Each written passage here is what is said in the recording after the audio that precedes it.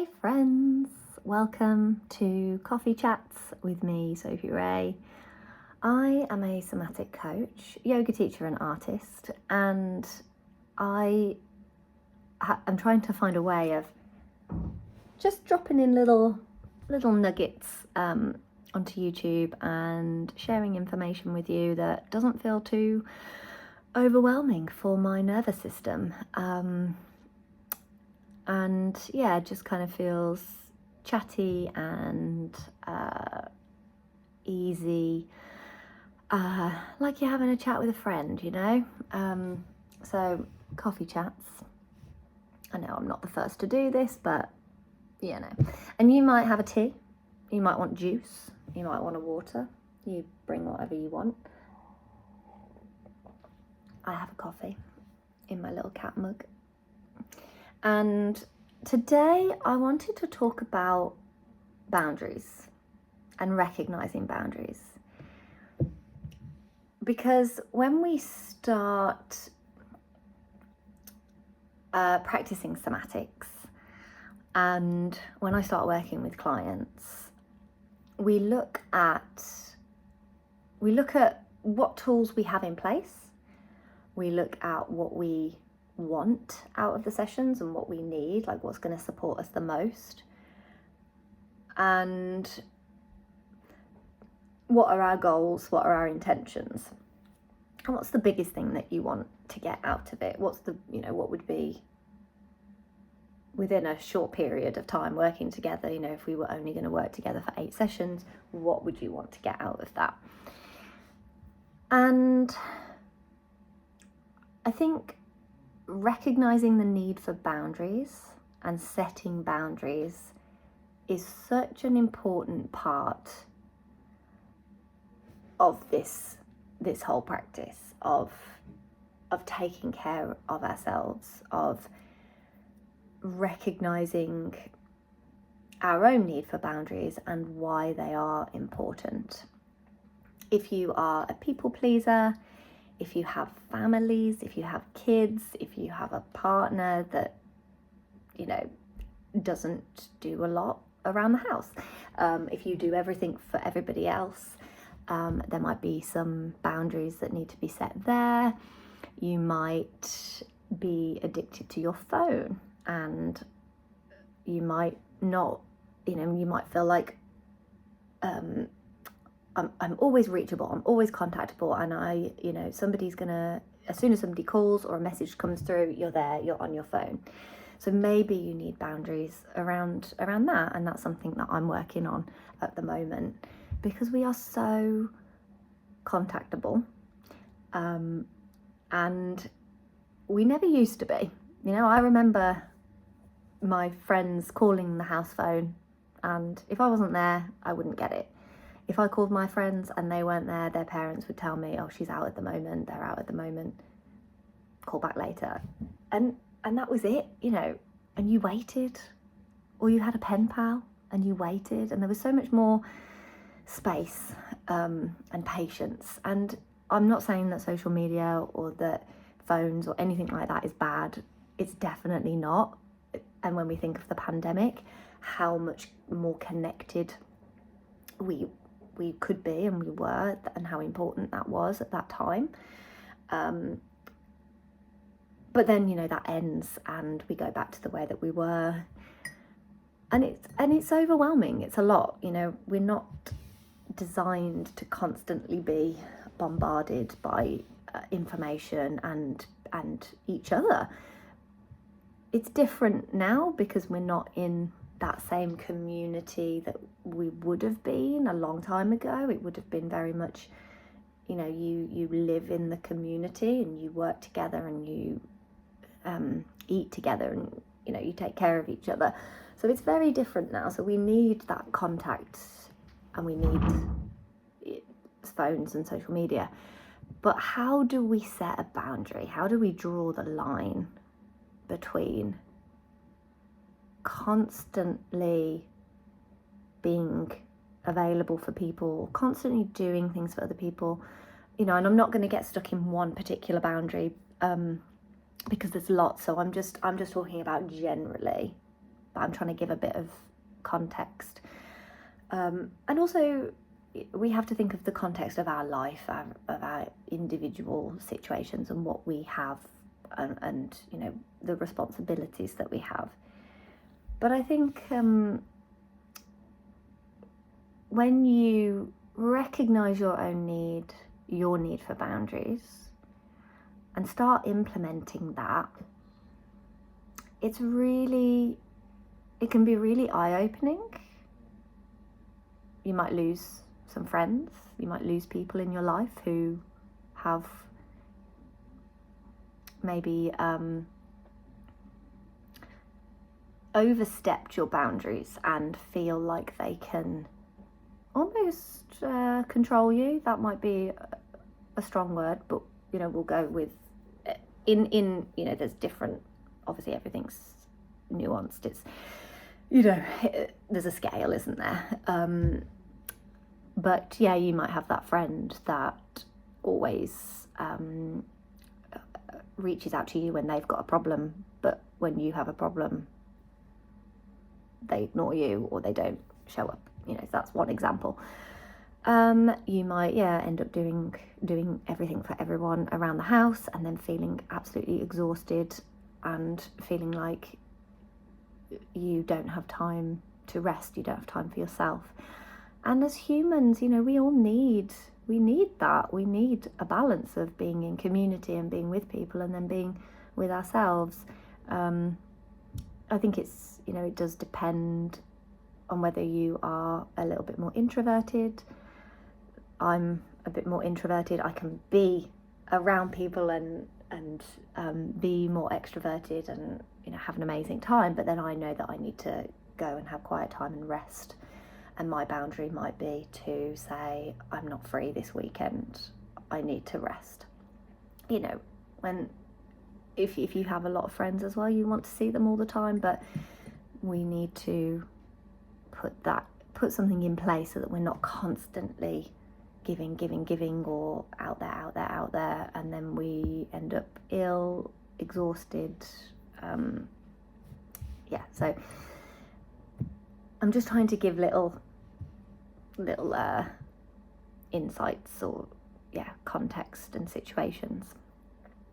So with somatic movement, with the somatic check-in practice and somatic meditation, and these practices where we really tune into how am I feeling, and what is that, and we get curious about what that is, and we start witnessing, okay, there is an emotion in me today, there is something present in me today.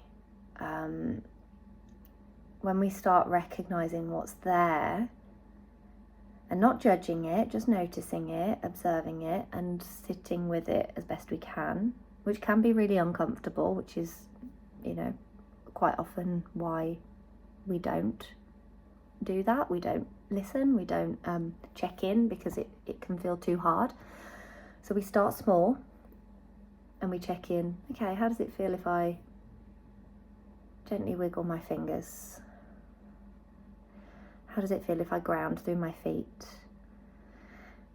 How does it feel if I walk slowly up and down this space? And there are really slow ways that we can do it, slow approaches. How is my breath doing? Does it feel shallow? Does it feel tight? Does it feel quite easy today? So when we start to recognize how our physiology is, how we are physically, and what's going on with our nervous system, whether we've got a lot of energy, but is it excited energy, or is it nervous energy, anxious energy? Are we feeling really exhausted and like we can't give? We just, you know, we've given too much and we need to be alone. You know, where are we on that scale? And starting to recognize that, then we can ask, okay, so now that I know how I feel, that this thing is coming up, this part of me feels XYZ, what do I need? What do I really need? And that check-in, these somatic practices that are slow, I mean, they can be a little bit quicker if we need that. But when we move slow, we can really start to feel what's going on. If we're rushing about, quite often we're very much disconnected from the body. So when we are starting to connect with the body and we start to learn how to feel safer with connecting with the body, which is what we would do in somatic coaching or even somatic therapy.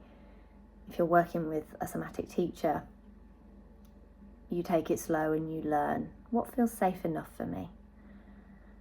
And it helps us to reconnect with our bodies and learn about the ever-changing energetic and emotional and sensory landscape. So it's the landscape of our body. How am I feeling if I were to acknowledge the landscape of my body through sensation, through emotions, through thoughts, through what's going on in my life?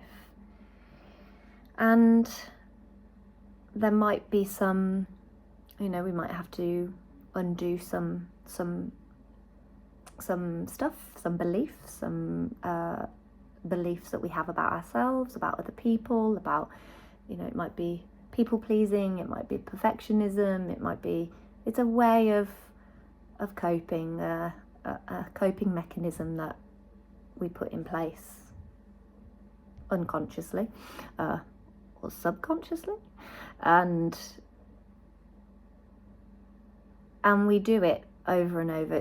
It's a behaviour that we do because it kept us safe at a point in our life when we needed to please people. We needed to not have clear boundaries, or we weren't able to set clear boundaries because it wasn't safe enough to do that.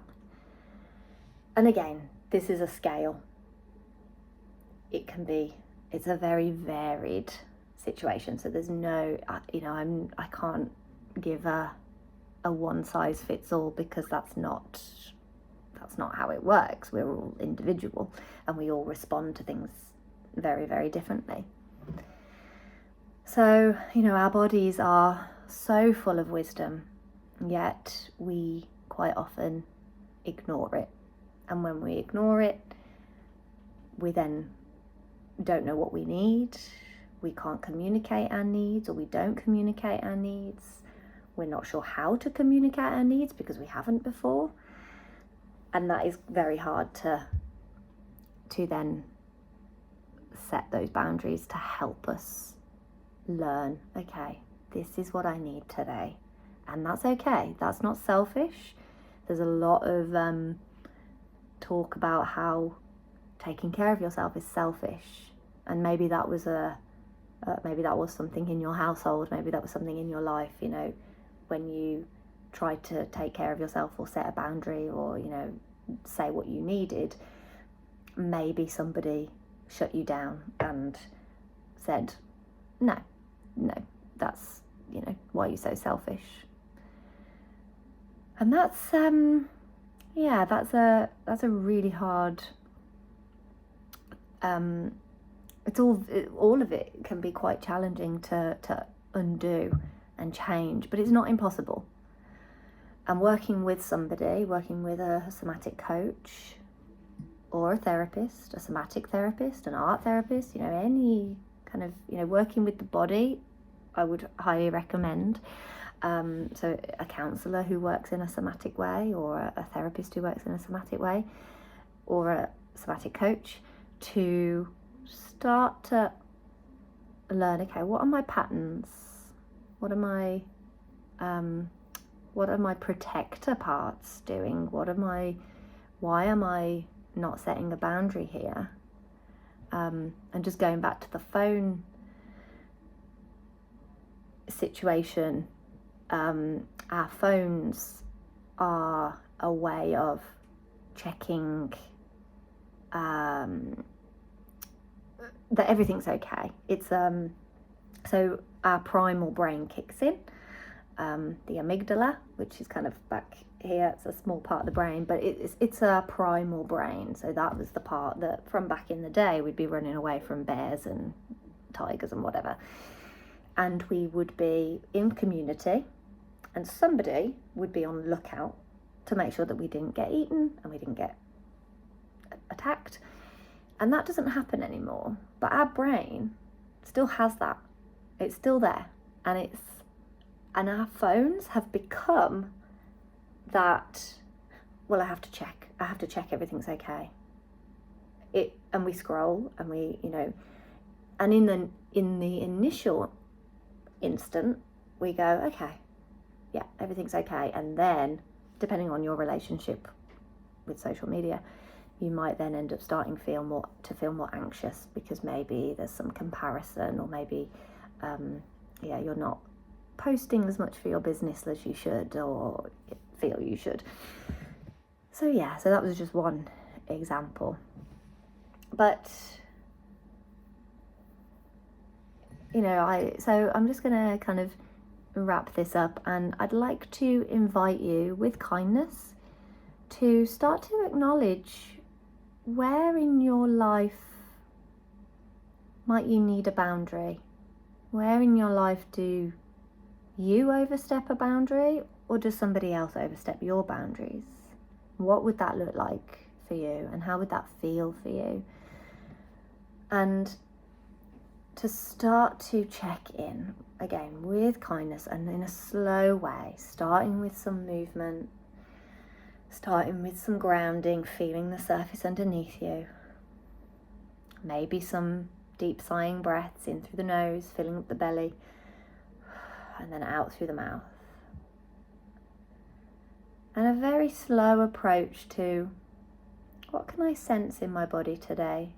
Maybe on that physical level, a little bit more tangible. Okay, there's some tension here today. What might that be in response to? Maybe I slept funny. Maybe I'm on a high alert today because I've got a project that I need to get done. Again, lots of different things going on, lots of different circumstances. So with kindness, checking in and asking, what would be a really important boundary for me? What would be one thing that I would like to set or feel like I need right now that would support me the most? And be curious about what comes up. And maybe you do some journaling, maybe you write down without censoring, without thinking, oh, but nobody's going to do that, nobody's going to listen, I can't do that, I can't speak up. A safe space in a journal, write it all down and see what comes up. Give yourself that space to just let it flow. And then maybe you leave it to one side and come back to it later. Be curious about what comes up. And what would be one simple way that feels safe enough for you to start to set a boundary? And maybe it begins with the phone. Maybe it's between 7 p.m. and 9 a.m. I'm not contactable. If you feel that is, you're too reachable. So I hope that you found this helpful, and I'm just going to have a sip of coffee. Thank you so much for being here, and let me know in the comments, and I'll see you soon. Bye.